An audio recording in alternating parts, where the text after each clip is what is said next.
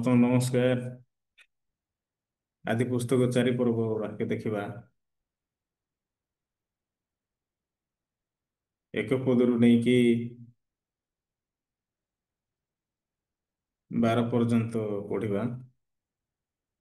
ଅନନ୍ତର ଆଦମ ଆପଣା ଭାର୍ଯ୍ୟା ହବାଙ୍କର ସହବାସ କରନ୍ତେ ସେ ଗର୍ଭବତୀ ହୋଇ କଇନ ଅର୍ଥାତ୍ ଲାଭ ନାମକ ଗୋଟିଏ ପୁତ୍ର ପ୍ରସବ କରି କହିଲେ, ସଦାପ୍ରଭୁଙ୍କ ସାହାଯ୍ୟରେ ମୋର ଏକ ନର ଲାଭ ହୋଇଅଛି। ଏଥିଉତାରୁ ସେ ହେବଲ ଓ ଅର୍ଥାତ୍ ଅସ୍ଥାୟୀ ନାମକ ତାହାର ସହୋଦରକୁ ପ୍ରସବ କଲେ। ହେବଲ ମେଷପାଳକ ଓ କଇନ କୃଷକ ଥିଲେ। ସମୟାନୁକ୍ରମେ କଇନ ସଦାପ୍ରଭୁଙ୍କ ଉଦ୍ଦେଶ୍ୟରେ ଭୂମି ଉତ୍ପନ୍ନ ଫଳ ଆଣି ଉତ୍ସର୍ଗ କଲେ। ଆଉ ହେବଲ ମଧ୍ୟ ନିଜ କୁଳର ପ୍ରଥମ ଜାତ କେତେକ ପଶୁ ସେମାନଙ୍କ ମେଦ ଉତ୍ସର୍ଗ କଲେ। ସଦାପ୍ରଭୁ ହେବଲଙ୍କୁ ଓ ତାଙ୍କର ନୈବେଦ୍ୟକୁ ଗ୍ରାହ୍ୟ କଲେ, ମାତ୍ର କଇନଙ୍କୁ ତାଙ୍କର ନୈବେଦ୍ୟକୁ ସେ ଅଗ୍ରାହ୍ୟ କଲେ। ଯେହେତୁ କଇନ ଅତି କ୍ରୋଧ କରି ଉର୍ଦ୍ଧ୍ୱମୁଖ ହେଲେ, ତହିଁରେ ସଦାପ୍ରଭୁ କଇନଙ୍କୁ କହିଲେ, ତୁମେ କାହିଁକି କ୍ରୋଧ କରୁଅଛ ଆଉ କାହିଁକି ଅଧମୁଖ ହେଉଅଛ? ସତ୍କର୍ମ କଲେ କି ତୁମ୍ଭେ ଉର୍ଦ୍ଧ୍ୱମୁଖ ହେବ ନାହିଁ? ସତ୍କର୍ମ ନ କଲେ ପାପ ଦ୍ୱାରରେ ଛକିଥାଏ, ପୁଣି ତୁମ୍ଭ ପ୍ରତି ତାହାର ବାସନା ରହିବ, ମାତ୍ର ତୁମ୍ଭେ ତାହା ଉପରେ କର୍ତ୍ତୃତ୍ୱ କରିବ। ଅନନ୍ତର କଇନ ଆପଣା ଭାଇ ହେବଲ ସହିତ କଥାବାର୍ତ୍ତା କଲେ। ତହୁଁ ସେମାନେ କ୍ଷେତରେ ଥିବା ବେଳେ କଇନ ଆପଣା ଭାଇ ହେବଲଙ୍କୁ ଆକ୍ରମଣ କରି ବଧ କଲେ। ଅନନ୍ତର ସଦାପ୍ରଭୁ କଇନଙ୍କୁ ପଚାରିଲେ, ତୁମ ଭାଇ ହେବଲ କେଉଁଠାରେ? ସେ କହିଲେ, ମୁଁ ଜାଣେ ନାହିଁ, ମୁଁ ଜଣେ ମୋ ଭାଇର ରକ୍ଷକ। ସେ କହିଲେ, ତୁମ୍ଭେ କ'ଣ କରିଅଛ? ତୁମ ଭାଇର ରକ୍ତ ଭୂମିରୁ ଆମ ପ୍ରତି ଡାକ ପକାଉଅଛି। ଏ ନିମନ୍ତେ ଯେଉଁ ଭୂମି ତୁମ୍ଭ ହସ୍ତରୁ ତୁମ୍ଭ ଭାଇର ରକ୍ତ ଗ୍ରହଣାର୍ଥେ ଆପଣା ମୁଖ ମୁକ୍ତ କରିଅଛି, ସେହି ଭୂମିରେ ଏବେ ତୁମ୍ଭେ ଶାପଗ୍ରସ୍ତ ହେଲ। ଭୂମିରେ କୃଷିକର୍ମ କଲେ ହେଁ ତାହା ଆପଣା ଶକ୍ତି ଦେଇ ଆଉ ତୁମ୍ଭର ସେବା କରିବ ନାହିଁ। ତୁମେ ପୃଥିବୀରେ ପଳାତକ ଭ୍ରମଣକାରୀ ହେବ। ମୁଁ 12 ପଦ ଯାଏଁ ପଢିଲି। ଆମେ ଯେତେବେଳେ ଆଦି ପୁସ୍ତକ 4 ପର୍ବ ଦେଖିବା, ଏ ଜାଗାରେ ଆମେ ଦୁଇ ପ୍ରକାର ଛବି ପ୍ରକୃତିରେ ପାଇପାରିବା। ଗୋଟେ ପ୍ରକାର ଛବି ହେଉଛି କଇନର ଛବି, ଆଉ ଗୋଟେ ଛବି ହେଉଛି ହେବଲର ଛବି। ତ ଏଇଟା ହେଉଛି ଲୋକମାନେ ଜଗତରେ ବଞ୍ଚିଲା ବେଳକୁ ଏ ଦୁଇ ପ୍ରକାର ଛବିକୁ ନେଇକି ପ୍ରକୃତିରେ ବଞ୍ଚିଥାନ୍ତି। ତ ଆମେ ଯଦି ଦେଖିବା କଇନର ନୈବେଦ୍ୟ ବିଷୟରେ, ତ କଇନ ଯେତେବେଳେ ପରମେଶ୍ୱରଙ୍କ ସମ୍ମୁଖରେ ଛିଡ଼ା ହେଲେ, ଆଉ କଇନ ଜଣେ ଲୋକ ପ୍ରକୃତରେ ସେ ମାନେ ପ୍ରଥମ ଫଳ ଭୂମିର ଉତ୍ପନ୍ନ ଫଳକୁ ନେଇକି ପରମେଶ୍ୱରଙ୍କ ପ୍ରକୃତିରେ ଦେଉଛନ୍ତି। ତ ପରମେଶ୍ୱର ଯେତେବେଳେ ଦେଖିଲେ କଇନର ନୈବେଦ୍ୟକୁ, ତ ପରମେଶ୍ୱର କେବେ ମଧ୍ୟ କଇନର ନୈବେଦ୍ୟକୁ ପ୍ରକୃତିରେ ଗ୍ରହଣ କରୁନାହାନ୍ତି। ତ କୋଉ କାରଣ ପାଇଁ ପରମେଶ୍ୱର ଗ୍ରହଣ କଲେ ନାହିଁ? ଯେହେତୁ ଯୋଉ କଇନ ଭୂମିର ଉତ୍ପନ୍ନ ଫଳକୁ ନେଇକି ଦେଇଛନ୍ତି, ତ ସେ ଫଳ ହେଉଛି ଭୂମିର ଉତ୍ପନ୍ନ ଫଳ, ଯାହାକି ଆଦି ପୁସ୍ତକ 3 ପର୍ବରେ ପରମେଶ୍ୱର ଭୂମିର ଉତ୍ପନ୍ନ ଫଳ ଭୂମିକୁ ସେଠି ଅଭିଶାପ ଦେଇଛନ୍ତି। ଆଉ ପରମେଶ୍ୱର କହିଛନ୍ତି ସେଠି ଭୂମିରୁ କଣ୍ଟା ଗୋଖରା ଗଛ ଜାତ ହବ ପାଇଁ।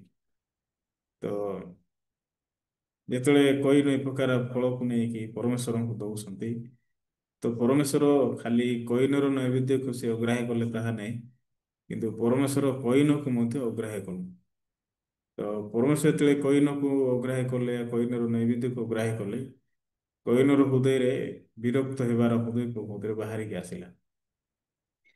ତ କାହିଁକି ବାହାରିକି ଆସିଲା? ଯେହେତୁ ପରମେଶ୍ୱର ହେବଲର ନୈବେଦ୍ୟକୁ ପ୍ରକୃତିରେ ଗ୍ରହଣ କରୁଛନ୍ତି। ତ ହେବଲର ନୈବେଦ୍ୟ ଯେତେବେଳେ ପରମେଶ୍ୱର ଗ୍ରହଣ କଲେ, ହେବଲକୁ ମଧ୍ୟ ଗ୍ରହଣ କଲେ। ତ ସେ ସମୟରେ କଇନର ହୃଦୟ ପ୍ରକୃତିରେ ବହୁତ ମାନେ ହେବଲ ପ୍ରତି ଅଲଗା ମନୋଭାବ ପ୍ରକୃତିରେ ଆସୁଛି। ଆଉ ସେ ସମୟରେ କଇନ ଜଣେ ଲୋକ ଯେତେବେଳେ ନିଜ ଭାଇ ହେବଲକୁ ଦେଖୁଛନ୍ତି, ସେ ସମୟରେ ସେ ପ୍ରକୃତିରେ ବିଜାର ହେଉଛନ୍ତି। ଆଉ ହେବଲକୁ ପ୍ରକୃତିରେ ସେ ଗୋଟେ ସମୟ ଆସୁଛି, ସେ ଆକ୍ରମଣ କରୁଛନ୍ତି, ଆଉ ହେବଲ ଜଣେ ଲୋକ ପ୍ରକୃତିରେ ମରିଯାଉଛି। ତ ଏ ପ୍ରକାର ବିଷୟ ଯେତେବେଳେ ଘଟିଲା ଆଉ ହେବ କଇନ ପ୍ରଭୁତରେ ଯାଇକି ଘରେ ଅଛନ୍ତି, ତ ସେଇ ସମୟରେ ପରମେଶ୍ୱର କଇନଙ୍କୁ ପ୍ରକୃତରେ ପଚାରିଲେ ତମର ଭାଇ ହେବଲ କୋଉ ଜାଗାରେ ଅଛି ବୋଲି। ତ ସେ ସମୟରେ କଇନ କଣ ଉତ୍ତର ଦେଲେ? କଇନ କହିଲେ ମୁଁ କଣ ମୋ ଭାଇର ରକ୍ଷକ କି? ମୁଁ ଜାଣିନାହିଁ ଆଉ ହେବଲ ପ୍ରକୃତରେ କୋଉ ଜାଗାରେ ଅଛି। ତ ଆମେ ଯଦି ଦେଖିବା କହିଲେ ପରମେଶ୍ୱର ହେବଲ କଇନକୁ ସିଧାସଳଖ କଣ କହିଲେ? ଆଉ ତୁମ ଭାଇର ରକ୍ତ ଆଁ, ତମ ଭାଇର ରକ୍ତ ଭୂମିର ପ୍ରଭୁତରେ ଆମକୁ ଡାକ ପକଉଛି ବୋଲି କହିଲେ। ତା ମାନେ ସେ ସମୟରେ କଇନ ଗୋଟେ ବିଷୟକୁ ଜାଣିପାରିଲେ କି ଯଦ୍ୟପି ମତେ କିଏ ଦେଖି ନାହାନ୍ତି କି ଯଦି ବି ମତେ କିଏ ଜାଣିନାହାନ୍ତି, ଆଉ ମୁଁ କଣ କରୁଛି ସେ ବିଷୟରେ ଲୋକଙ୍କ ପାଖରେ ଜ୍ଞାନ ନାହିଁ, କିନ୍ତୁ ଜଣେ ଲୋକ ଅଛନ୍ତି ଯିଏକି ମୋର ସମସ୍ତ କର୍ମ ପ୍ରଭୃତିରେ ଦେଖିଛନ୍ତି। ଆଉ ମୁଁ କେମିତି ପ୍ରଭୃତିରେ କାର୍ଯ୍ୟ କରିକି ବର୍ତ୍ତମାନ ଆସିଛି ସେ ବିଷୟରେ ଜଣେ ଲୋକ ଭଲରେ ଦେଖିଛନ୍ତି। ସେ ହେଉଛନ୍ତି ପରମେଶ୍ୱର। ତ ଯଦ୍ୟପି ମୁଁ ପରମେଶ୍ୱରଙ୍କୁ କେବେ କହିନି ମୁଁ ହେବଲକୁ ହତ୍ୟା କରିଛି କହିକି, କିନ୍ତୁ ପରମେଶ୍ୱର ଜଣେ ଲୋକ ମୋ ବିଷୟରେ ସବୁ କିଛି ପ୍ରକୃତରେ ଜାଣିଛନ୍ତି। ତ ସେ ସମୟରେ କଇନ ଜଣେ ଲୋକ କେବେ ମଧ୍ୟ ପରମେଶ୍ୱରଙ୍କ ଠାରୁ ପ୍ରକୃତରେ ଲୁଚି ପାରୁନାହାନ୍ତି। ସେଥିପାଇଁ ପରମେଶ୍ୱର ସିଧାସଳଖ କଣ କହିଲେ? ଦଶପଦରେ ଯଦି ଆମେ ଦେଖିବା, ସେ କହିଲେ ତୁମ୍ଭେ କଣ କରିଅଛ? ତୁମ ଭାଇର ରକ୍ତ ଭୂମିରୁ ଆମ ପ୍ରତି ଡାକ ପକଉଛି। ତ ଏଇଟା ହଉଛି ଗୋଟେ ବିଷୟ। ଆମେ ଯଦି ଦେଖିବା କହିଲେ ପରମେଶ୍ୱର ସବୁ କିଛି ଜାଣି ସାରିଛନ୍ତି। ଆଁ, କଇନର ଜୀବନ କେମିତି, କଇନ କେମିତି ପ୍ରକୃତରେ ପରମେଶ୍ୱରଙ୍କୁ ଭୂମି ଉତ୍ପନ୍ନ ଫଳ ଦେଲା ପରେ ପରମେଶ୍ୱର ଗ୍ରହଣ କରୁନାହାନ୍ତି। ତ ସେ ସମୟରେ ଏ କଇନର ହୃଦୟ ପ୍ରକୃତରେ କୋଉ ଜାଗାରେ ପ୍ରକୃତରେ ତାର କୋଉ ଜାଗାକୁ ପ୍ରକୃତରେ ଯାଉଛି। ତ ପରମେଶ୍ୱର ସତରେ ଭଲରେ ବିଷୟ ଏ ଜାଗାରେ ଜାଣିଛନ୍ତି। ଆଉ କଇନକୁ ପ୍ରକୃତରେ ପରମେଶ୍ୱର ପଚାରିଲେ ତମ ଭାଇ ରକ୍ତ ଭୂମିର ଡାକ ପକଉଛି ଆମ ପ୍ରତି ବୋଲି। ତ ଏଇଟା ହଉଛି ଗୋଟେ ବିଷୟ ଯଦି ଆମେ ଦେଖିବା କହିଲେ କଇନ ହଉଛନ୍ତି ଜଣେ ଲୋକ ଏ ଜଗତର ବଞ୍ଚୁଥିବା ଗୋଟେ ପ୍ରକାର ଲୋକଙ୍କ ପ୍ରତିଛବି। ସେଥିପାଇଁ ଲୋକମାନେ ଯେତେବେଳେ ପରମେଶ୍ୱରଙ୍କ ସମ୍ମୁଖରେ ଛିଡା ହଉଛନ୍ତି ଆଉ ପରମେଶ୍ୱରଙ୍କ ସମ୍ମୁଖକୁ ଯେତେବେଳେ ଯାଉଛନ୍ତି, ତ ଲୋକମାନଙ୍କ ହୃଦୟରେ ଏକ ପ୍ରକାର ହୃଦୟ ଥାଏ ଆମେ କିଛି କିଛି ଗୋଟେ ବିଷୟ ଭଲ କରିବା, ମତେ କିଛି ଗୋଟେ ବିଷୟ ଭଲ କରିବାକୁ ପଡିବ, ଆଉ କେମିତି ମୁଁ କିଛି ନ କରିକି ପରମେଶ୍ୱରଙ୍କ ପାଖରେ ପ୍ରକୃତରେ ଯିବି। ତ ଏ ପ୍ରକାର ଅନେକ ଗୁଡ଼ିଏ ବିଷୟ ପ୍ରକୃତରେ ଲୋକମାନେ ଚିନ୍ତା କରିଥାନ୍ତି। ଆଉ ପରମେଶ୍ୱରଙ୍କ ସାମ୍ନାରେ ଛିଡ଼ା ହେବା ପାଇଁ ଲୋକମାନେ ଭଲ କର୍ମ ପରମେଶ୍ୱରଙ୍କ ପ୍ରକୃତରେ ଦେଖେଇଥାନ୍ତି। କିନ୍ତୁ ଆମେ ଯଦି ବାଇବଲରେ ଦେଖିବା, ବାଇବଲରେ ଗୋଟେ ଜାଗାରେ ମଧ୍ୟ ଲେଖାଯାଇ ନାହିଁ କି ମନୁଷ୍ୟର ଭଲ କର୍ମ ଅଛି ବୋଲି। କିନ୍ତୁ ଅନ୍ୟ ସାଇଡ୍ ଯଦି ଆମେ ଦେଖିବା କହିଲେ ମନୁଷ୍ୟ ପାଖରେ କେବଳ କୁଚିନ୍ତା ବାହାରେ, ବେଶ୍ୟାଗମନ, ଚର୍ଯ୍ୟା, ନରହତ୍ୟା, ବ୍ୟଭିଚାର, ଲୋଭ, ଦୁଷ୍ଟତା, ଶଠତା, କାମୁକତା, ଈର୍ଷ୍ୟା ଦୃଷ୍ଟି, ନିନ୍ଦା, ଅହଙ୍କାର, ମୂର୍ଖତା, ଏ ସମସ୍ତ ବିଷୟ ବାହାରି ମନୁଷ୍ୟକୁ ଅଶୁଚି କରେ ଲେଖାଯାଇଛି। ଏ ସବୁ ବିଷୟ ବାହାରୁଛି କୋଉ ଜାଗାରୁ? ମନୁଷ୍ୟର ଶରୀର ଠାରୁ। ତ ମନୁଷ୍ୟର ଶରୀର ଠାରୁ ଯଦି ଏ ସମସ୍ତ ବିଷୟ ବାହାରୁଛି, ତ ମନୁଷ୍ୟ ନିଜେ ଧାର୍ମିକ ହେବାଟା ବେଶୀ କଷ୍ଟକର ବିଷୟ। ପରମେଶ୍ୱରଙ୍କ ଠାରୁ ଆଶୀର୍ବାଦପୂର୍ଣ୍ଣ ଜୀବନ ବଞ୍ଚିବାଟା ମଧ୍ୟ ବେଶୀ କଷ୍ଟକର। ସେଥିପାଇଁ ପରମେଶ୍ୱର ମନୁଷ୍ୟକୁ ମନୁଷ୍ୟ ପ୍ରତି କେବେ ମଧ୍ୟ ଭଲ କାର୍ଯ୍ୟ ପ୍ରକୃତିରେ ଆଶା କରିନାହାନ୍ତି। ତ ପରମେଶ୍ୱର କାହିଁକି ଏ ପରମେଶ୍ୱର କଣ କହିବା ପାଇଁ ଚାହୁଁଛନ୍ତି ତେବେ ହୁଁ, ତ ପରମେଶ୍ୱର ଗୋଟେ ବିଷୟ କହିବା ପାଇଁ ଚାହୁଁଛନ୍ତି, ତେ ମନୁଷ୍ୟ ଯଦି ନିଜର ଚିନ୍ତାକୁ ଫିଙ୍ଗିବ, ପରମେଶ୍ୱରଙ୍କର ବାକ୍ୟ ଯଦି ସ୍ୱୀକାର କରିବ, ତେବେ ସେ ଜଣେ ଲୋକ ସକ୍ଷମ ହବ ପରମେଶ୍ୱରଙ୍କର ଧାର୍ମିକତାକୁ ପାଇବା ନିମନ୍ତେ। ସେଥିପାଇଁ ଆମେ ଯଦି ଦେଖିବା ଯେଶାୟା ପୁସ୍ତକ 55 ପର୍ବର 8 ପଦ ଯଦି ଦେଖିବା କହିଲେ, ପରମେଶ୍ୱର କଣ କହିଲେ? ଯେହେତୁ ସଦାକୁ କହନ୍ତି ଆମ୍ଭର ସଂକଳ୍ପ ସଫଳ ତୁମମାନଙ୍କର ସଂକଳ୍ପ ପରି ନୁହେଁ, କିଏ ବା ତୁମମାନଙ୍କର ମାର୍ଗ ସଫଳ ଆମ୍ଭର ମାର୍ଗ ପରି ନୁହେଁ।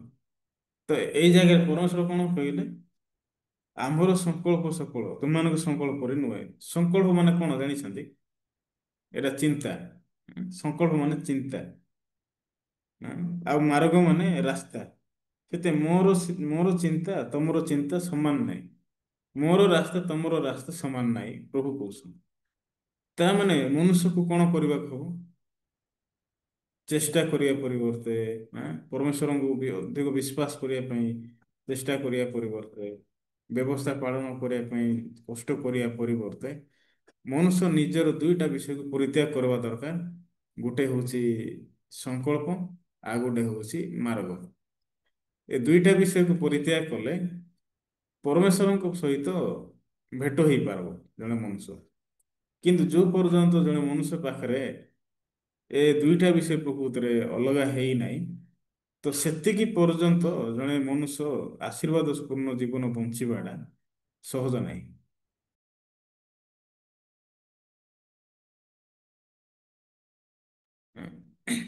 ସେଥିପାଇଁ ପରମେଶ୍ୱର ଏ ଜାଗାରେ କଣ କହିଲେ? ନ ପଦରେ, କାରଣ ପୃଥିବୀ ଅପେକ୍ଷା ଆକାଶ ମଣ୍ଡଳ ଯେପରି ଉଚ୍ଚ, ସେହିପରି ଆମ୍ଭର ମାର୍ଗ ସକଳ ତୁମମାନଙ୍କର ମାର୍ଗ ଅପେକ୍ଷା ଆମର ସଂକଳ୍ପ ସକଳ ତୁମମାନଙ୍କ ସଂକଳ୍ପ ଅପେକ୍ଷା ଉଚ୍ଚତର। ସେଥିପାଇଁ ପରମେଶ୍ୱର କଣ କହିଲେ? ଆକାଶ ମଣ୍ଡଳ ଯେପରି ଉଚ୍ଚ ସେପରି ଆମ୍ଭର ମାର୍ଗ ସକଳ ତୁମମାନଙ୍କର ମାର୍ଗ ଅପେକ୍ଷା। ଆଁ? ମାନେ ଆକାଶ ଯେତିକି ଉଚ୍ଚା, ଆମ ପରମେଶ୍ୱରଙ୍କର ମାର୍ଗ ହେଉଛି ସେତିକି ଉଚ୍ଚ। ଆଁ? ଆଉ ଆମ୍ଭର ସଂକଳ୍ପ ସକଳ ତୁମମାନଙ୍କ ସଂକଳ୍ପ ଅପେକ୍ଷା ଉଚ୍ଚତର ଅଟେ। ସେଠି ଆମେ ଜାଣିନୁ ପରମେଶ୍ୱର ମନୁଷ୍ୟ ପ୍ରତି କଣ କେମିତି ଚିନ୍ତା କରୁଛନ୍ତି। ପରମେଶ୍ୱର କୋଉ ଜାଗାରେ ମନୁଷ୍ୟ ପ୍ରକୃତିରେ ଆଶୀର୍ବାଦ ଦେବା ପାଇଁ ଚାହୁଁଛନ୍ତି। ସତରେ ଆମେ ଯଦି ବାଇବଲରେ ଖୋଜିବା କହିଲେ ବାଇବଲରେ ଆମେ ଗୋଟେ ବିଷୟକୁ ପାଇବା, ମୋର ଧର୍ମ କର୍ମ ହେଉଛି ଅଶୁଚି ବସ୍ତ୍ର ତୁଲ୍ୟ ବୋଲି। ତେ ମୋର ବସ୍ତ୍ର କେମିତି? ଅଶୁଚି ବସ୍ତ୍ର। ତ ଲାଷ୍ଟ ଟାଇମ୍ ମଧ୍ୟ ଆମେ ସମାଗମ ତମ୍ବୁ ବିଷୟରେ ପ୍ରଚାର କଲୁ, ମାନେ ବାକ୍ୟକୁ ଶୁଣିଲୁ। ତ ସମାଗମ ତମ୍ବୁ ଭିତରେ ପ୍ରବେଶ କରିବା ପୂର୍ବରୁ ଯାଜକ ମାନେ ଯେତେବେଳେ ଅଛନ୍ତି, ଏ ପ୍ରତ୍ୟେକ ଯାଜକ ମାନେ ସେଠି ସୂକ୍ଷ୍ମ ବସ୍ତ୍ର ପରିଧାନ କରୁଛନ୍ତି। ତ ସୂକ୍ଷ୍ମ ବସ୍ତ୍ର ସାମ୍ନାକୁ ଯେତେବେଳେ ଲୋକ ଛିଡ଼ା ହେବେ, ଯାଜକ ମାନେ ଯେତେବେଳେ ଛିଡ଼ା ହେବେ, ସେମାନେ ନିଜର ଡ୍ରେସକୁ ମଇଳା ହେଇଥିବାଟାକୁ ଦେଖିବେ। ସେଥିପାଇଁ ମଇଳା ଡ୍ରେସ ଦ୍ୱାରା ଜଣେ ଲୋକ କେବେ ମଧ୍ୟ ସମାଗମ ତମ୍ବୁ ଭିତରେ ପ୍ରବେଶ କରିପାରିବ ନାହିଁ। ସେଥିପାଇଁ ସମାଗମ ତମ୍ବୁ ଭିତରେ ପ୍ରବେଶ କରିବା ପାଇଁ ମନୁଷ୍ୟକୁ ସୂକ୍ଷ୍ମ ବସ୍ତ୍ର ପରିଧାନ କରିବାକୁ ହବ। ଯଜ୍ଞ ବେଦୀ ଦେଇକି ଯିବାକୁ ହବ। ପ୍ରକ୍ଷାଳନ ପାତ୍ରରେ ହସ୍ତ ପ୍ରକ୍ଷାଳନ କରିବାକୁ ହବ। ତାପରେ ଯାଇ ଜଣେ ଲୋକ ମହାପବିତ୍ର ସ୍ଥାନରେ ପ୍ରବେଶ କରୁଛି। ପବିତ୍ର ସ୍ଥାନରେ ପ୍ରବେଶ କରୁଛି, ତାପରେ ମହାପବିତ୍ର ସ୍ଥାନରେ।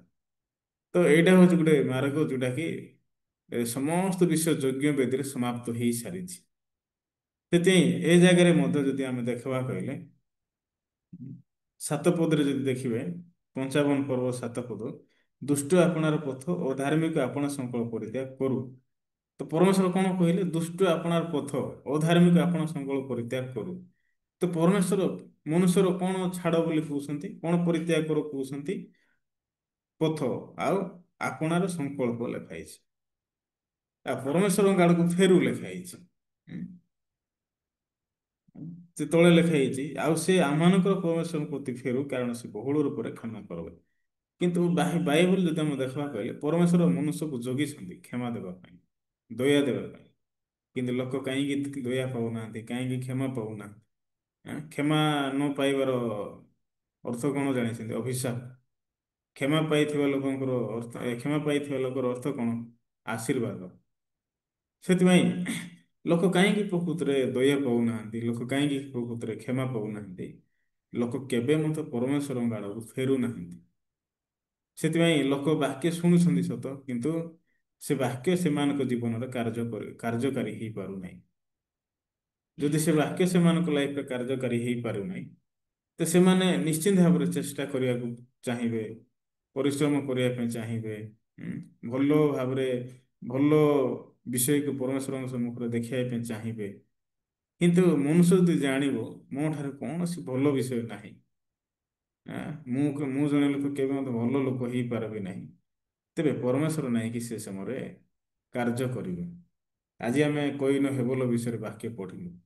ଏ କଇନର ଲାଇଫରେ ସମସ୍ୟା କଣ? କଇନ ପ୍ରକୃତରେ କାହିଁକି ପ୍ରକୃତରେ ଭୂମିର ଉତ୍ପନ୍ନ ଫଳ ପ୍ରକୃତରେ ନେଲେ? ଇଏ ଜଣେ ଲୋକ କେବେ ମଧ୍ୟ ଆଦାମଙ୍କର ବାକ୍ୟ ଶୁଣି ନାହାନ୍ତି। ଯଦ୍ୟପି ଶୁଣିଛନ୍ତି, କିନ୍ତୁ ଇଏ ଜଣେ ଲୋକ କେବେ ମଧ୍ୟ ଆଦମ ଠାରୁ ଶୁଣିଥିବା ବାକ୍ୟ ଗ୍ରହଣ କରିନାହିଁ। ତ ଆଦମ ଯେତେବେଳେ ପରମେଶ୍ୱରଙ୍କ ଠାରୁ ଅନୁଗ୍ରହ ପାଇଲେ, ପାପ କ୍ଷମା ପାଇଲେ, ଆଁ, ପରମେଶ୍ୱର ଦେଇଥିବା ଚର୍ମର ବସ୍ତ୍ର ପ୍ରଭୃତିରେ ଆଦମ ପ୍ରଭୃତିରେ ପାଇଲେ, ତ ନିଶ୍ଚିତ ଭାବରେ ଆଦମ ଜଣେ ଲୋକ କଇନ ହେବ ଲୋକ ପ୍ରଭୃତିରେ ଜଣେଇଥିବେ। ତମେ ଯେତେବେଳେ ବଡ଼ ହବ, ପରମେଶ୍ୱରଙ୍କ ସମ୍ମୁଖରେ ଯେତେବେଳେ ତମେ ଛିଡ଼ା ହବ, ସେ ସମୟରେ ତମର କର୍ମକୁ ଦେଖିକି ପରମେଶ୍ୱର କେବେ ମଧ୍ୟ ତମକୁ ଧାର୍ମିକ ଗଣନା କରିବେ ନାହିଁ। କିନ୍ତୁ ତମେ ଯେତେବେଳେ ନିଜକୁ ଶୂନ୍ୟ କରିବ, ପରମେଶ୍ୱରଙ୍କ ଇଚ୍ଛା କ'ଣ ତାହା ପ୍ରକୃତିରେ ଅନୁସନ୍ଧାନ କରିକି ଯେତେବେଳେ ପରମେଶ୍ୱରଙ୍କ ସମ୍ମୁଖରେ ଛିଡ଼ା ହବ, ତ ସେଇ ସମୟରେ ତମେ ଜଣେ ଲୋକ ପରମେଶ୍ୱରଙ୍କ ଠାରୁ ଆଶୀର୍ବାଦ ପାଇକି ଆଶୀର୍ବାଦ ପୂର୍ଣ୍ଣ ଜୀବନ ପ୍ରଭୃତିରେ ବଞ୍ଚିବ। ତ ଏଇଟା କ'ଣ ଆଦମ ପ୍ରଭୃତିରେ କହିନଥିବେ କି? ନିଶ୍ଚିନ୍ତ ଭାବରେ ଆଦମ ପ୍ରଭୃତିରେ କହିଥିବେ। କିନ୍ତୁ କଇନର ସମସ୍ୟା କ'ଣ? କଇନ ଶୁଣିଛି ସତ, କିନ୍ତୁ ସେ କେବେ ମଧ୍ୟ ନିଜ ହୃଦୟରେ ସେ ଜାଗ୍ରତ କରିନାହିଁ। ସେଥିପାଇଁ ଇଏ ଯେତେବେଳେ ଛିଡ଼ା ହେଲା, ପରମେଶ୍ୱର ଯେତେବେଳେ ଦେଖିଲେ କଇନର ନୈବେଦ୍ୟ, ସେଟା ହେଉଛି ଭୂମିର ଉତ୍ପନ୍ନ ଫଳ, ଯାହାକି ପ୍ରଭୁ ସେଟା ଅଭିଶାପ କରି ଆସନ୍ତି। ସେଥିପାଇଁ କଇନର ନୈବେଦ୍ୟକୁ ସେ ଅଗ୍ରାହ୍ୟ କଲେ, କଇନକୁ ମଧ୍ୟ ସେ ଅଗ୍ରାହ୍ୟ କରୁଛନ୍ତି। କିନ୍ତୁ ହେବଲର ନୈବେଦ୍ୟକୁ ଯଦି ଆମେ ଦେଖିବା କହିଲେ, ହେବଲ ଜଣେ ଲୋକ ଯେତେବେଳେ ପ୍ରଭୁଙ୍କ ସମ୍ମୁଖରେ ଛିଡ଼ା ହେଇଛନ୍ତି, ସେ ଫାଷ୍ଟ ବିଷୟ ଆଁ, ଆଦମ କ'ଣ କହିଲେ, ତାମାନେ ପରମେଶ୍ୱରଙ୍କର ଇଚ୍ଛା କ'ଣ, ମୁଁ ଯେତେବେଳେ ପ୍ରଭୁଙ୍କ ସମ୍ମୁଖରେ ଛିଡ଼ା ହେବି, ପରମେଶ୍ୱର ମୋ ପ୍ରତି କ'ଣ ଆଶା କରିଛନ୍ତି, ପରମେଶ୍ୱର ମୋ ପ୍ରତି କ'ଣ ଆଶା କରିଛନ୍ତି, ମୁଁ କୋଉ ପ୍ରକାର ନୈବେଦ୍ୟ ପରମେଶ୍ୱରଙ୍କୁ ଦେବା ଦରକାର, ଇଏ ଜଣେ ଲୋକ ଭଲରେ ଷ୍ଟଡି କରିଛନ୍ତି। ସେଥିପାଇଁ ଏଭ୍ରି ପୁସ୍ତକ ଯଦି ଆମେ ଦେଖିବା, 9 ପର୍ବର 22 ପଦରେ କ'ଣ ଲେଖା ହେଇଛି? ପୁଣି ବ୍ୟବସ୍ଥା ଅନୁସାରେ ପ୍ରାୟ ସମସ୍ତ ବିଷୟ ରକ୍ତ ଦ୍ୱାରା ଶୁଚୀକୃତ ହୁଏ, ରକ୍ତପାତ ବିନା ପାପ ମୋଚନ ହୁଏ ନାହିଁ। ତା ମାନେ ପରମେଶ୍ୱର ଜଣେ ଲୋକର ପାପ କ୍ଷମା କରିବା ପାଇଁ ହେଲେ ବିନା ରକ୍ତରେ ଜଣେ ଲୋକର ପାପ କ୍ଷମା ହେଇପାରିବ ନାହିଁ। ତା ମାନେ ପରମେଶ୍ୱର ଏ ଜାଗାରେ ରକ୍ତ ଚାହୁଁଛନ୍ତି। ସେଥିପାଇଁ ହେବଲ ପ୍ରକୃତି ଭଲରେ ଜାଣିଲେ, ଆଦମ ମଧ୍ୟ ଯେତେବେଳେ ପାପ କ୍ଷମା ପାଇଲେ, ଚର୍ମର ବସ୍ତ୍ର ଯେତେବେଳେ ପରିଧାନ କଲେ, ପରମେଶ୍ୱର ସେ ଜାଗାରେ ଆଦମକୁ ଚର୍ମର ବସ୍ତ୍ର ଦେଇଛନ୍ତି। ତା ମାନେ ଆଦମ ପ୍ରଭୃତିରେ ମରିବା ଜାଗାରେ ଗୋଟେ ପଶୁ ପ୍ରଭୃତିରେ ମରାଯାଇଛି। ସେଥିପାଇଁ ସେ ପ୍ରକାର ଭାବରେ ଆଦମ ଜଣେ ଲୋକ ସେ ଜାଗାରେ ଆଶୀର୍ବାଦ ପାଉଛନ୍ତି, ଆଉ ଚର୍ମର ବସ୍ତ୍ର ପ୍ରଭୃତିରେ ପରିଧାନ କରୁଛନ୍ତି। ତ ଏଇଟା ହେଉଛି ଗୋଟେ ମାଧ୍ୟମ, ଯାହାକି ଏଭ୍ରି ପୁସ୍ତକ 9 ପର୍ବର 22 ପଦ ବାକ୍ୟ ପ୍ରଭୃତିରେ ଦର୍ଶାଉଛି। ଜଣେ ଲୋକଙ୍କ ପାଖରେ ଯଦି ପାପ ଅଛି, ସେ ବ୍ୟବସ୍ଥା ଅନୁସାରେ ମଧ୍ୟ ଯଦି ଛିଡ଼ା ହେବ, ତେବେ ସେ କ'ଣ ଦେବାକୁ ପଡ଼ିବ? ରକ୍ତ ଦେବାକୁ ପଡ଼ିବ। ସେଥିପାଇଁ ହେବଲ ଜଣେ ଲୋକ କ'ଣ ନେଇକି ଗଲେ ପ୍ରଭୁଙ୍କ ସମ୍ମୁଖରେ? ପ୍ରଥମ ଜାତ କେତେକ ମେଷମାନଙ୍କ ପ୍ରଭୃତିରେ ନେଇକି, ମେଷମାନଙ୍କର ରକ୍ତ ଆଉ ମେଦ ନେଇକି ପ୍ରଭୃତିରେ ଛିଡ଼ା ହେଲେ। ତ ପରମେଶ୍ୱର ଯେତେବେଳେ ଦେଖିଲେ, ସେଟା ହେଉଛି ସୁଗ୍ରାହ୍ୟ ବଳି। ସୁଗ୍ରାହ୍ୟ ବଳି ମାନେ କ'ଣ? ସେଟା ଗ୍ରାହ୍ୟ କରାଯାଇପାରିବ, ସେଟା ଗ୍ରହଣ କରାଯାଇପାରିବ। ସେଥିପାଇଁ ପରମେଶ୍ୱର ହେବଲର ନୈବେଦ୍ୟକୁ ଗ୍ରହଣ କଲେ, ଆଉ ହେବଲକୁ ମଧ୍ୟ ପ୍ରଭୃତିରେ ଗ୍ରହଣ। ତ ଏ ପ୍ରକାର ଭାବରେ ଏ ଆଦି ପୁସ୍ତକ 4 ପର୍ବରେ ଦୁଇ ପ୍ରକାର ଧାର୍ମିକତାକୁ ଆମେ ଦେଖିପାରିବା। ଗୋଟେ ହେଉଛି ମନୁଷ୍ୟର ଧାର୍ମିକତା, ଆଉ ଗୋଟେ ହେଉଛି ଈଶ୍ୱର ଦେଇଥିବା ଧାର୍ମିକତା। ହେବଲ ଯୋଉଟା ପରିଧାନ କରିଅଛନ୍ତି ସେଇଟା ହେଉଛି ଈଶ୍ୱର ଦେଇଥିବା ଧାର୍ମିକତା। କଇନ ଯୋଉଟା ପରିଧାନ କରିଛନ୍ତି ସେଇଟା ହେଉଛି ମନୁଷ୍ୟ ପାଇଥିବା ଧାର୍ମିକତା। କିନ୍ତୁ ମନୁଷ୍ୟ ପାଇଥିବା ଧାର୍ମିକତା, ମନୁଷ୍ୟ ମନୁଷ୍ୟର ଧାର୍ମିକତାକୁ ନେଇକି ପରମେଶ୍ୱର କେବେ ମଧ୍ୟ ସନ୍ତୁଷ୍ଟ ହଉନାହାନ୍ତି।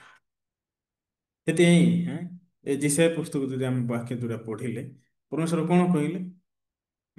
8 ପଦରେ, ଯେହେତୁ ସଦାପ କହନ୍ତି ଆମର ସଂକଳ୍ପ ସକଳ ତୁମମାନଙ୍କ ସଂକଳ୍ପ ପରି ନୁହେଁ, କିମ୍ବା ତୁମମାନଙ୍କର ମାର୍ଗ ସକଳ ଆମର ମାର୍ଗ ପରି ନୁହେଁ। ସେଥିପାଇଁ ପରମେଶ୍ୱର ସ୍ପଷ୍ଟ କରୁଛନ୍ତି କି ତମର ସଂକଳ୍ପ ମୋର ସଂକଳ୍ପ ସମାନ ନାହିଁ, ମୋର ମାର୍ଗ ତମର ମାର୍ଗ ସମାନ ନାହିଁ। ତ ପରମେଶ୍ୱରଙ୍କ ପାଖରେ ଯଦି ମନୁଷ୍ୟ ସମାନ ହେବା ପାଇଁ ଚାହିଁଲେ, ଫାଷ୍ଟ ବିଷୟ ମନୁଷ୍ୟ କ'ଣ କରିବା ଦରକାର? ନିଜର ଚିନ୍ତାକୁ ଭୁଲ ବୋଲି କହିବା ଦରକାର। ମୁଁ ଯାହା ଜାଣିଛି ସେଟା ଠିକ୍ ଜାଣିନି, ମୋର ଚିନ୍ତା ମୋର ମାର୍ଗ ପ୍ରକୃତିରେ ପରିତ୍ୟାଗ କରିବା ଦରକାର। ପରମେଶ୍ୱରଙ୍କର ମାର୍ଗ, ପରମେଶ୍ୱରଙ୍କ ସଂକଳ୍ପକୁ ମୁଁ ଗ୍ରହଣ କରିବା ଦରକାର। ତ ଏଇଟା କେତେବେଳେ ହବ ଜାଣିଛନ୍ତି? ଯେତେବେଳେ ମନୁଷ୍ୟ ପ୍ରକୃତିରେ ନିଜକୁ ପାଇବ, ମୁଁ ଯେତେ ଚେଷ୍ଟା କରୁନା କାହିଁକି, ମୁଁ ଯେତେ ପରିଶ୍ରମ କରୁନା କାହିଁକି, ମୁଁ ଜଣେ ଲୋକ ନିଜର ପରିଶ୍ରମ ଦ୍ୱାରା କେବେ ମଧ୍ୟ ପରମେଶ୍ୱରଙ୍କ ଠାରୁ ଆଶୀର୍ବାଦ ପାଇପାରିବି ନାହିଁ। ତ ସେ ସମୟରେ ମନୁଷ୍ୟ କ'ଣ ଦେଖିବ? ଚାଲନ୍ତୁ ଆମେ ଟିକେ ଦେଖିବା ହିତୋପଦେଶ ବାକ୍ୟ ଟିକେ ପଢିବା। ହିତୋପଦେଶ 16 ପର୍ବ ଟିକେ ଯିବା। ହିତୋପଦେଶ 16 ପର୍ବ, 16 ପର୍ବର 6 ପଦ।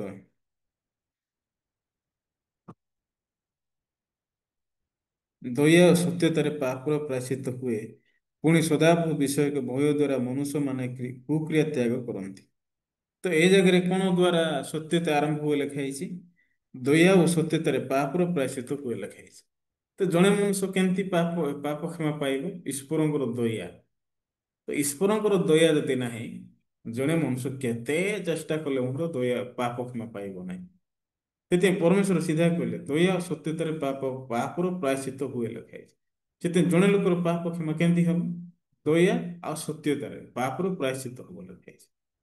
ତା ମାନେ ହେବଲ କଣ ପାଇଲେ ପ୍ରଭୁଙ୍କ ଠାରୁ? ଦୟା ପାଇଲେ। କିନ୍ତୁ କଇନ ପ୍ରଭୁତରେ କେବେ ମଧ୍ୟ ଦୟା ପାଇଲେ ନାହିଁ। କାହିଁକି? କଇନ କେବେ ମଧ୍ୟ ଜାଣିନାହାନ୍ତି ମୋର ନୈବେଦ୍ୟ ପରମେଶ୍ୱରଙ୍କର ଘୃଣାର ବିଷୟ। ମୋର ନୈବେଦ୍ୟକୁ ପ୍ରଭୁ ଘୃଣା କରିବେ, ମୋର ନୈବେଦ୍ୟକୁ ପରମେଶ୍ୱର ପସନ୍ଦ କରିବେ ନାହିଁ। ଇଏ ଥରେ ମୁଁ ତ ନିଜକୁ ସନ୍ଦେହ କରିନାହିଁ କି ନିଜକୁ କେବେ ମଧ୍ୟ ଇଏ ସନ୍ଦେହ ଜାଗାରେ ଛିଡା ହେଇନାହିଁ। ସେଥିପାଇଁ ପରମେଶ୍ୱର କଣ କହିଲେ? 7 ପଦରେ ମନୁଷ୍ୟର ଗତି ସଦାପ୍ରଭୁଙ୍କୁ ତୁଷ୍ଟିକର ହେଲେ ସେ ତାହାର ଶତ୍ରୁମାନଙ୍କୁ ହିଁ ତାହା ସହିତ ଶାନ୍ତିରେ ବାସ କରାନ୍ତି। ତ ଏ ଜାଗାରେ ଦେଖିଲେ ମନୁଷ୍ୟର ଗତି ସଦାପ୍ରଭୁଙ୍କୁ ତୁଷ୍ଟିକର ହେଲେ ସେ ତାହାକୁ ଶତ୍ରୁମାନଙ୍କୁ ହିଁ ତାହାଙ୍କ ସହିତ ଶାନ୍ତିରେ ବାସ କରାନ୍ତି ଲେଖା ଅଛି। ସେଥିପାଇଁ ପରମେଶ୍ୱର ଆମର ନୈବେଦ୍ୟକୁ ଦେଖିକି ପରମେଶ୍ୱର ସନ୍ତୁଷ୍ଟ ହେବାର ଅଛି। ଯଦି ପ୍ରଭୁ ସନ୍ତୁଷ୍ଟ ନାହାନ୍ତି, ତ ପରମେଶ୍ୱରଙ୍କ ଠାରୁ ଦୟା ଯେତେ ଚାହିଁଲେ ମଧ୍ୟ ଦୟା ହବ କି? ଦୟା ପାଇ ହବ କି? କେବେ ବି ହବ ନାହିଁ। ଆଁ? ତା ମାନେ ହେବଲ କଣ ପାଇଲେ? ଆଁ? ପରମେଶ୍ୱରଙ୍କ ଠାରୁ ଦୟାକୁ ପାଇଲେ। ତା ମାନେ ପରମେଶ୍ୱର ହେବଲର ନୈବେଦ୍ୟକୁ ପ୍ରକୃତରେ ଦେଖିଲା ପରେ ସେ ସନ୍ତୁଷ୍ଟ ହେଇଛନ୍ତି, ଖୁସି ହେଇଛନ୍ତି। ସେଥିପାଇଁ ଆମେ ଆଉ ଗୋଟେ ବାକ୍ୟ ଯଦି ଦେଖିବା, 2 Corinthians ଯଦି ଟିକେ ଆପଣମାନେ କାଢିବେ, 2 Corinthians 2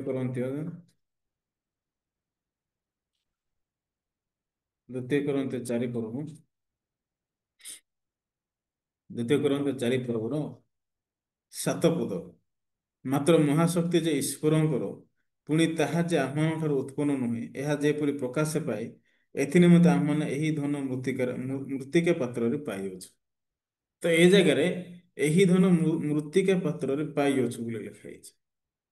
ସେଥିପାଇଁ ପରମେଶ୍ୱର ଲେଖା ହେଇଛି ମାତ୍ର ମହାଶାନ୍ତି ଯେ ଈଶ୍ୱରଙ୍କର ଲେଖା ହେଇଛି। ସେଥିପାଇଁ ଶାନ୍ତିରେ ବାସ କରିପାରିବ ମନୁଷ୍ୟ କୋଉ ଜାଗାରେ? ଈଶ୍ୱରଙ୍କ ପାଖରେ। କାରଣ ଈଶ୍ୱରଙ୍କ ପାଖରେ ମହାଶାନ୍ତି ଅଛି। ସେଥିପାଇଁ ପରମେଶ୍ୱର କହିଲେ ଏହା ଯେପରି ପ୍ରକାଶ ପାଏ, ଏଥି ନିମନ୍ତେ ଆମମାନେ ଏହି ଧନ ମୃତ୍ତିକା ପାତ୍ରରେ ପାଇଅଛୁ ଲେଖା ହେଇଛି। ତ ପରମେଶ୍ୱର କୋଉ ଜାଗାରେ ପାଇଛନ୍ତି ଲେଖା ହେଇଛି? ମୃତ୍ତିକା ପାତ୍ରରେ। ଆଁ? ତା ମାନେ ମନୁଷ୍ୟ ନାହିଁ କି ପରମେଶ୍ୱର ନାହିଁ କି ମନୁଷ୍ୟର କୌଣସି କର୍ମକୁ ବହୁତରେ ଆଶା କରିନାହାନ୍ତି।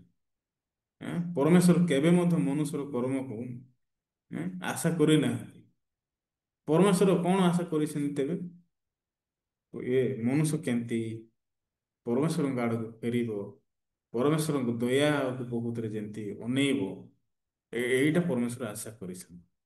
38 ବର୍ଷ ରୋଗୀ ସୁସ୍ଥ ହେଇକି ଚାଲିଲା, କାହାର ଅନୁଗ୍ରହ ପାଇଁ ଜାଣିଛନ୍ତି? ଯୀଶୁଙ୍କର ଅନୁଗ୍ରହ ପାଇଁ। ତ ଯୀଶୁଙ୍କର ଅନୁଗ୍ରହ ପାଇଁ ଯୀଶୁ ତାକୁ ବାକ୍ୟ ଦେଲେ, ଉଠେ ନିଜର ଖଟିଆ ଘେନି ଚାଲେ, ଏ ଗୋଟେ ବାକ୍ୟ ତାକୁ ଚଲେଇଲେ। ତ ଠିକ ସେଇପରି ଏ ଜଗତରେ ଲୋକମାନେ ଆଶୀର୍ବାଦ ପୂର୍ଣ୍ଣ ଜୀବନ ବଞ୍ଚିବା ପାଇଁ ପରମେଶ୍ୱରଙ୍କର ଗୋଟେ ବାକ୍ୟ ଯଥେଷ୍ଟ। ସେଥିପାଇଁ ଆମ ହୃଦୟରେ ଯେତେବେଳେ ଗୋଟେ ବି ବାକ୍ୟ ସ୍ଥାପନ ହେଉଛି, ସେ ବାକ୍ୟ ଦ୍ୱାରା ପରମେଶ୍ୱର ଆମ ଲାଇଫରେ କାର୍ଯ୍ୟ କରିବେ। କିନ୍ତୁ ଆମ ଲାଇଫରେ ଯଦି ପରମେଶ୍ୱର ପ୍ରକୃତରେ ଆମ ଲାଇଫରେ ଯଦି ଆମର କର୍ମ ବଡ଼ ଅଛି, ତ ପରମେଶ୍ୱର କି ପ୍ରକାର ଭାବରେ କାର୍ଯ୍ୟ କରିବେ? ସେଥିପାଇଁ ପରମେଶ୍ୱର କହିଲେ, କଣ କହିଲେ? ଏହି ଧନ ମୃତ୍ତିକା ପାତ୍ରରେ ପାଇଅଛୁ ଲେଖା ହେଇଛି। ସେଥିପାଇଁ ପରମେଶ୍ୱର ଗୋଟେ ବିଷୟ କହିବା ପାଇଁ ଚାହୁଁଛନ୍ତି, ମୋର ଧାର୍ମିକତା ତମ ପାଇଁ ଯଥେଷ୍ଟ। ମୁଁ ତମ ପାଇଁ କାର୍ଯ୍ୟ କଲେ ସେଇଟା ହଉଛି ଯଥେଷ୍ଟ। ସେଥିପାଇଁ ପରମେଶ୍ୱର ଆମକୁ କେବେ ମଧ୍ୟ କହୁନାହାନ୍ତି ତମେ ଚେଷ୍ଟା କର, କି ତମେ ପରିଶ୍ରମ କର, କି ତମେ ଭଲ ଜୀବନ ବଞ୍ଚ। କି ତମେ ନିଜର ପାପ ସ୍ୱୀକାର କର, କି ତମେ ଜଣେ ଲୋକ ଏ ଜଗତରେ ବଞ୍ଚିଲା ବେଳକୁ ଭଲ ଲୋକ ହେଇକି ତମେ ଛିଡା ହୁଅ କି ପ୍ରକାଶ ହୁଅ। ପରମେଶ୍ୱର କେବେ ମଧ୍ୟ ଏ ପ୍ରକାର ବିଷୟ ଆମ ଜୀବନରୁ ଆଶା କରିନି। କିନ୍ତୁ ପରମେଶ୍ୱର କଣ ଆଶା କରିଛନ୍ତି? ଆମେ ଯେମିତି ନିଜକୁ ସ୍ୱୀକାର କରୁ, ନିଜକୁ ଯେମିତି ଶୂନ୍ୟ କରୁ। ଆମେ ଯେମିତି ଜାଣିବୁ ମୁଁ ହେଉଛି ଧୂଳି। ମୁଁ ଯଦି ଧୂଳି କହିକି ଜାଣିବି, ଏ ଧୂଳିରେ କୌଣସି ବିଷୟ ପ୍ରକୃତରେ ଏ ଧୂଳିରେ କୋଉ ପ୍ରକାର ବିଷୟ ବାହାରିବ? କଣ୍ଟା ଗୋଖରା ଗଛ ପ୍ରକୃତରେ ବାହାରିବ। ତ କଣ୍ଟା ଗୋଖରା ଗଛ ଯଦି ବାହାରୁଛି ଭୂମିରେ, ତ ମନୁଷ୍ୟ ପ୍ରକୃତରେ କେମିତି ବିଶ୍ରାମ ପାଇବ? କେମିତି ପ୍ରକୃତରେ ପାଦ ପକେଇ ପାରିବ? ସେଥିପାଇଁ ମୋ ଭିତରେ ଯଦି କେବଳ କୁଚିନ୍ତା ବାହାରୁଛି, ବେଶ୍ୟାଗମନ ଚର୍ୟା ନରହତ୍ୟା ଯଦି ବାହାରୁଛି, ତ ମୋ ଉପରେ ନିର୍ଭର କରିକି ବଞ୍ଚିବାଟା ମୂର୍ଖାମିର ଲାଇଫ। ସେଥିପାଇଁ ପରମେଶ୍ୱର କଣ କହୁଛନ୍ତି? ଆମେ ଯଦି ଆଉ ଗୋଟେ ବାକ୍ୟକୁ ଦେଖିବା, ଯିଶାୟା ପୁସ୍ତକ 1 ପର୍ବ ଟିକେ ଯାଆନ୍ତୁ। ଯିଶାୟା ପୁସ୍ତକ 1 ପର୍ବ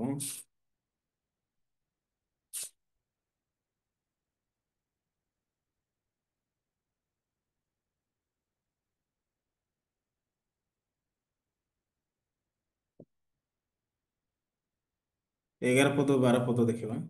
ସଦାପ କହନ୍ତି ଆମ୍ଭ ଉଦ୍ଦେଶ୍ୟରେ ତୁମମାନଙ୍କ ଅପାର ବଳିଦାନର ଅଭିପ୍ରାୟ କଣ? ଆମ୍ଭେ ମେଷଗଣର ହୋମ ବଳିରେ ହୋମବଳୀରେ ଓ ପୁଷ୍ପ ପଶୁଗଣର ମେଦରେ ପୂର୍ଣ୍ଣ ହୋଇଅଛୁ। ପୁଣି ବୃଷ କି ମେଷ କି ଛାଗଳମାନଙ୍କ ରକ୍ତରେ ଆମ୍ଭର ତୁଷ୍ଟି ନୁହେଁ। ତୁମମାନେ ଆମ୍ଭ ସମ୍ମୁଖରେ ଉପସ୍ଥିତ ହେବା ବେଳେ ଆମ୍ଭ ପ୍ରାଙ୍ଗଣ ସକଳ ପଦ ତଳେ ଦଳିତ ହେବା ପାଇଁ କିଏ ତୁମମାନଙ୍କ ଠାରୁ ଚାହୁଁଅଛି?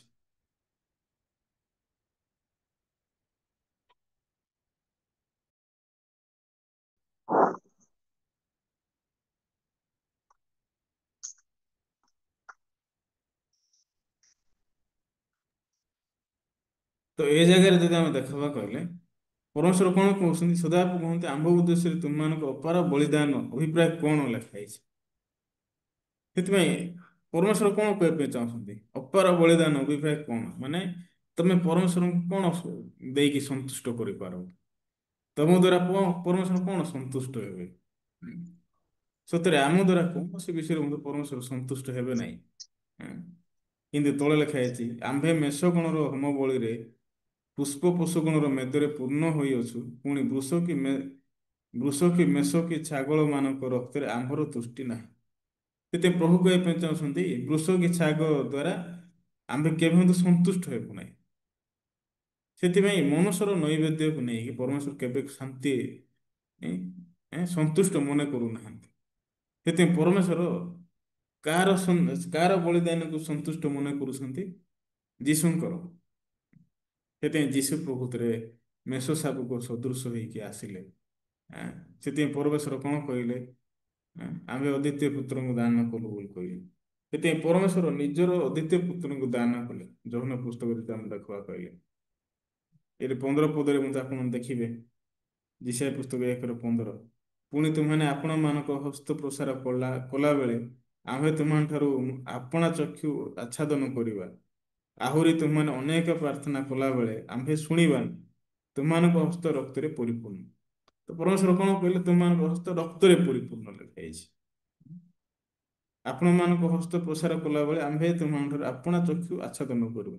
ମାନେ ପରମେଶ୍ୱର କଣ କରିବି କହୁଛନ୍ତି? ତମେ ଯେତେବେଳେ ଆଁ, ପରମେଶ୍ୱରଙ୍କ ଠାରେ ନିଜର ପାପ ଥାଇ ଯଦି ପ୍ରାର୍ଥନା କରବ, ମୁଁ ତମର ପ୍ରାର୍ଥନା ଆଁ, ଶୁଣିବି ନାହିଁ କହୁଛନ୍ତି।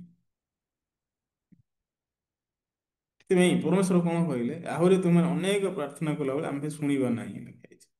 ପ୍ରଭୁ କୋଉ ଲୋକର ପ୍ରାର୍ଥନା ଶୁଣିବେ ନାହିଁ? ପାପୀର ପ୍ରାର୍ଥନା ଈଶ୍ୱର ଶୁଣିବେ ନାହିଁ। ସେଥିପାଇଁ ଜଣେ ଲୋକର ପାପ ଯଦି ଆଚ୍ଛାଦିତ ହେଇନାହିଁ, ଧୌତ ହେଇନାହିଁ, ସେ ଲୋକ କେବେ ମଧ୍ୟ ପରମେଶ୍ୱରଙ୍କୁ ସନ୍ତୁଷ୍ଟ କରିପାରିବ ନାହିଁ। କି ପରମେଶ୍ୱର ମଧ୍ୟ ସେ ଲୋକ ଦ୍ୱାରା କେବେ ମଧ୍ୟ ସନ୍ତୁଷ୍ଟ ହେବେ ନାହିଁ। ହୁଁ। ସେଥିପାଇଁ ପରମେଶ୍ୱର ମନୁଷ୍ୟର କାର୍ଯ୍ୟ କେବେ ବି ଆଶା କରିନାହାନ୍ତି। ସେଥିପାଇଁ ଏଫିସିଓ ପୁସ୍ତକରେ ଯଦି ଆପଣ ଦେଖିବେ, ଏଫିସିଓ 3 ପର୍ବ ବାକ୍ୟ ଟିକେ ଜାଣନ୍ତୁ। ଏଫିସିଓ ପୁସ୍ତକ 3 ପର୍ବ, ଏଫିସିଓ ପୁସ୍ତକ 3 ପର୍ବର 12 ପଦ ଯଦି ଆମେ ଦେଖିବା, ସେହି ସଦାପ୍ରଭୁଙ୍କ ଠାରେ ବିଶ୍ୱାସ କରିବା ଦ୍ୱାରା ଆମମାନେ ତାହାଙ୍କଠାରେ ସାହସ ପୁଣି ଈଶ୍ୱରଙ୍କ ନିକଟକୁ ନିର୍ଭରେ ଯିବା ପାଇଁ ପଥ ପାଇଅଛୁ। ତ ଏଇ ଜାଗାରେ ଯଦି ଆମେ ଦେଖିବାକୁ କହିଲେ ପରମେଶ୍ୱର କଣ କହିଲେ? ପ୍ରଭୁଙ୍କ ଠାରେ ବିଶ୍ୱାସ କରିବା ଦ୍ୱାରା ଆମେ ତାହାଙ୍କ ଠାରେ ସାହସ ପୁଣି ଈଶ୍ୱର ନିକଟକୁ ନିର୍ଭରେ ଯିବା ପାଇଁ ପଥ ପାଇଅଛୁ। ତ ଆମେ କେମିତି ପଥ ପାଇଲୁ ଲେଖା ହେଇଛି? ପ୍ରଭୁଙ୍କ ଠାରେ ବିଶ୍ୱାସ କରିବା ଦ୍ୱାରା ଲେଖା ହେଇଛି। ସେଥିପାଇଁ ପାପ କ୍ଷମା ମଧ୍ୟ ପ୍ରଭୁଙ୍କ ଠାରେ ବିଶ୍ୱାସ କରିବା ଦ୍ୱାରା ହିଁ ହେଇଥାଏ। ଜଣେ ଲୋକ ଧାର୍ମିକ ମଧ୍ୟ ପ୍ରଭୁଙ୍କ ଠାରେ ବିଶ୍ୱାସ କରିବା ଦ୍ୱାରା ହିଁ ଧାର୍ମିକ ହେଇଥାଏ, କର୍ମ ଦ୍ୱାରା ନାହିଁ। ସେଥିପାଇଁ ରୋମୀୟ ପୁସ୍ତକ 3:20 କଣ ଲେଖା ହେଲେ? କ୍ରିୟାକର୍ମ ଦ୍ୱାରା କୌଣସି ପ୍ରାଣୀ ତାହାଙ୍କ ସମ୍ମୁଖରେ ଧାର୍ମିକ ଗଣିତ ହେବ ନାହିଁ, ଯେହେତୁ ବ୍ୟବସ୍ଥା ଦ୍ୱାରା ପାପର ଜ୍ଞାନ ଜନ୍ମେ ଲେଖା ହେଇଛି। ସେଥିପାଇଁ କ୍ରିୟାକର୍ମର ଜଣେ ବି ଲୋକ ନାହିଁ ଯିଏକି ଧାର୍ମିକ ଗଣିତ ହବ। କିନ୍ତୁ ଏଫେସୀୟ ପୁସ୍ତକ 3:12 କଣ କହେ? ସେହି ପ୍ରଭୁଙ୍କ ଠାରେ ବିଶ୍ୱାସ କରିବା ଦ୍ୱାରା ଆମେ ତାହାଙ୍କଠାରେ ସାହସ ପୁଣି ଈଶ୍ୱରଙ୍କ ନିକଟରେ ନିର୍ଭରେ ଯିବା ପାଇଁ ପଥ ପାଇଅଛୁ ଲେଖା ହେଇଛି। ସେଥିପାଇଁ ଏ ବାକ୍ୟ ହଉଛି ବେଶୀ ଆଶ୍ଚର୍ଯ୍ୟ ବାକ୍ୟ, ପରମେଶ୍ୱର କହିବା ପାଇଁ ଚାହୁଁଛନ୍ତି। ସେଥିପାଇଁ ଏଫେସୀୟ ପୁସ୍ତକ 2:8 କଣ ଲେଖା ହେଇଛି? କାରଣ ଅନୁଗ୍ରହରେ ବିଶ୍ୱାସ ଦ୍ୱାରା ତୁମମାନେ ପରିତ୍ରାଣ ପାଇଅଛ, ତା ତୁମମାନଙ୍କ ନିଜ ଠାରୁ ହୋଇ ନାହିଁ, ତା ଈଶ୍ୱରଙ୍କ ଦାନ।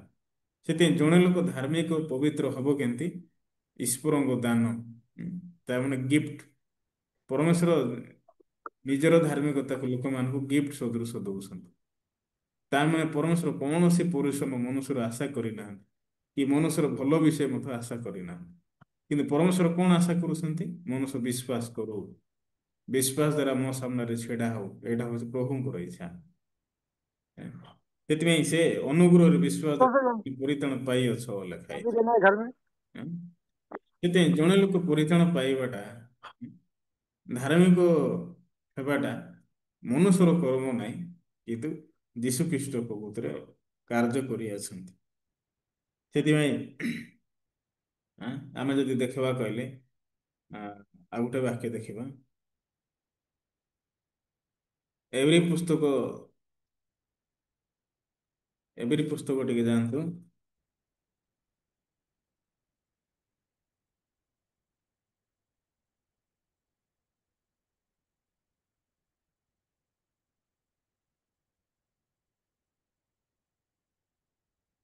ଏଭ୍ରି ପୁସ୍ତକ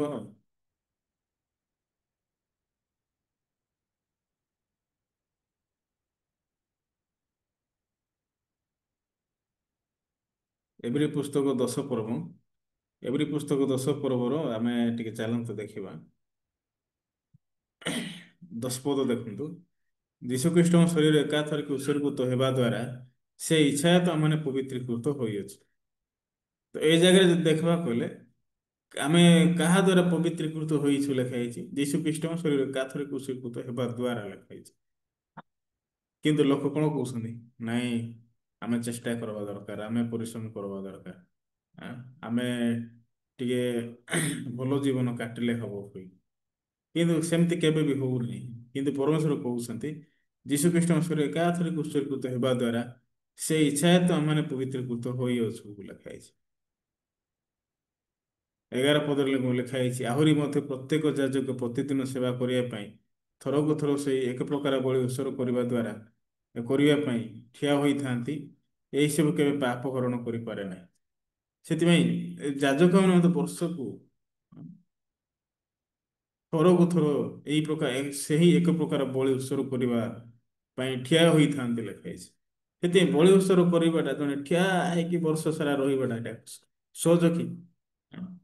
ଜଣେ ଲୋକ ବର୍ଷ ସାରା ଛିଡା ହେଇଥିବ, ଦିନ ସାରା ଛିଡା ହେଇଥିବ, 24 ଘଣ୍ଟା ଛିଡା ହେଇଥିବ, ତାର ଗୋଡ ଫୁଲିବ ନାହିଁ? ଗୋଡ ଫୁଲିବ, ତାର ଶରୀର ମଧ୍ୟ ଅକାମୀ ହେଇଯିବ। ତେ ପୁରାତନ ନିୟମ ଅନୁସାରେ ପାପ କ୍ଷମା ପାଇବାଟା ବେଶୀ କଷ୍ଟ ଏକ୍ଚୁଆଲି। ସେଥିପାଇଁ ପରମେଶ୍ୱର ଯୀଶୁଖ୍ରୀଷ୍ଟଙ୍କୁ କ୍ରୁଶରେ ହତ କରୁଛନ୍ତି, ଆଉ ସେ ଯୀଶୁଖ୍ରୀଷ୍ଟଙ୍କ ଦ୍ୱାରା ସମସ୍ତ ଜଗତର ପାପ ଭିତରେ ନେଉଛନ୍ତି। ସେଥିପାଇଁ 17 ପଦ ଲେଖା ହେଇଛି, କାରଣ ସେମାନଙ୍କ ପାପ ସେମାନଙ୍କ ଅପରାଧ ସବୁ ଆମେ ସ୍ମରଣ କରିବା ନାହିଁ। ସେଥିପାଇଁ ପରମେଶ୍ୱର କହିଲେ, ମୁଁ ସେମାନଙ୍କର ପାପ ଅପରାଧ ମନେ ପକଉ ନାହିଁ। ତ ମନୁଷ୍ୟ ମନେ ପକେଇବାଟା ବଡ ବିଷୟ ନାହିଁ, କିନ୍ତୁ ପରମେଶ୍ୱର ମନେ ପକଉ ନାହାନ୍ତି। ଏହା ସବୁଠୁ ବେଶୀ ବଡ଼ ବିଷୟ। ସେଥିପାଇଁ ପରମେଶ୍ୱର କହିଲେ, ମୁଁ ମନେ ପକଉ ନାହିଁ କହିଲେ। 18 ପଦ ଲେଖା ହେଇଛି, ଏହି ସମସ୍ତ ମୋଚନ ହେବା ସ୍ଥଳେ ପାପ ନିମନ୍ତେ ବଳି ଉତ୍ସର୍ଗ କରିବା ଅନାବଶ୍ୟକ। ଏବେ ଆଉ କୌଣସି ବଳି ଦରକାର ନାହିଁ। ସେଥିପାଇଁ ହେବଲ ଯେତେବେଳେ ପ୍ରଭୁଙ୍କ ଠାରେ ପ୍ରଥମ ଯାହା ତ କେତେକ ମେଦ ଆଉ ରକ୍ତକୁ ନେଇକି ଯେତେବେଳେ ଛିଡା ହେଲେ, ପରମେଶ୍ୱର ସନ୍ତୁଷ୍ଟ ମନେ କଲେ। ଆଉ ହେବଲର ନୈବେଦ୍ୟକୁ ପରମେଶ୍ୱର ଗ୍ରହଣ କଲେ। ତା ମାନେ ହେବଲ ଗୋଟେ ବିଷୟ ଜାଣିଥିଲେ, ପରମେଶ୍ୱର କେବଳ ରକ୍ତ ଦ୍ୱାରା ଜଣେ ମନୁଷ୍ୟର ପାପ କ୍ଷମା କରନ୍ତି କହିଲେ। ଠିକ ସେହିପରି 2000 ବର୍ଷ ପୂର୍ବେ ମଧ୍ୟ ଯୀଶୁଖ୍ରୀଷ୍ଟ ଜଗତକୁ ଆସିକି ନିଜର ରକ୍ତ ପ୍ରକୃତିରେ କ୍ରୁଶରେ ଝରେଇଛନ୍ତି। ସେଥିପାଇଁ ଏବ୍ରି ପୁସ୍ତକ 9 ପର୍ବର 12 ପଦ ଲେଖା ହେଇଛି, ମାତ୍ର ଆପଣାର ରକ୍ତ ଘେନି ଏକାଥରକେ ମହାପବିତ୍ର ସ୍ଥାନରେ ପ୍ରବେଶ କରି ଅନନ୍ତ ମୁକ୍ତି ସାଧନ କରିଅଛନ୍ତି। 13ରେ ଲେଖା ହେଇଛି, କାରଣ ଯଦି ଛାଗ ଓ ବୃଷମାନଙ୍କ ରକ୍ତ ପୁଣି ଅଶୁଚି ମାନଙ୍କ ଉପରେ ସେଚିତ ଗାଭୀ ଭସ୍ମ ଶରୀରକୁ ପବିତ୍ର କରେ, ତେବେ ଏ ଜାଗାରେ ଯଦି ଆମେ ଦେଖିବା କହିଲେ ସେ ମାତ୍ର ଆପଣାର ରକ୍ତ ଘେନି ଲେଖା ହେଇଛି। ତ ଯୀଶୁ ନେଇକି ନିଜର ରକ୍ତକୁ ନେଇକି କ୍ରୁଶରେ ଚଢିଲେ। ଆଉ କଣ ସାଧନ କଲେ ଲେଖା ହେଇଛି? ଅନନ୍ତ ମୁକ୍ତି ସାଧନ କରିଆସନ୍ତି ଲେଖା ହେଇଛି। ସେଥିପାଇଁ ପରମେଶ୍ୱର ଅନନ୍ତ ମୁକ୍ତିକୁ କରିସାରି ଅଛନ୍ତି। ପରମେଶ୍ୱର ଆମମାନଙ୍କୁ ଅନନ୍ତ ମୁକ୍ତି ଦେଇ ସାରି ଅଛନ୍ତି। ଆମେ ଯେତେବେଳେ ଶିଶୁଙ୍କ ଆଡକୁ ଫେରିବା, ତେବେ ଆମେ ଗୋଟେ ବିଷୟକୁ ପାଇବା, ପରମେଶ୍ୱର ମୋର ମତେ ଅନନ୍ତ ମୁକ୍ତି ଦେଇଛନ୍ତି। ତ ସେ ସମୟରେ ଆମେ ଜଣେ ଲୋକ ଈଶ୍ୱରଙ୍କ ସହିତ ଆଶୀର୍ବାଦ ପୂର୍ଣ୍ଣ ଜୀବନ ପ୍ରଭୁତ୍ୱରେ ପହଞ୍ଚି ପାରିବ। ଆଜି ମୁଁ ଏତିକି କହିବି, ପ୍ରାର୍ଥନା କରିବା। ଧନ୍ୟବାଦ ଦଉଛୁ ମଙ୍ଗଳ ପରମେଶ୍ୱର, ତୁମେ ଆଜି ଅନୁଗ୍ରହ ଦେଲ, ଦୟାକୁ ଦେଲ, ସେଥିପାଇଁ ବେଶୀ ଧନ୍ୟବାଦ ଦଉଛୁ।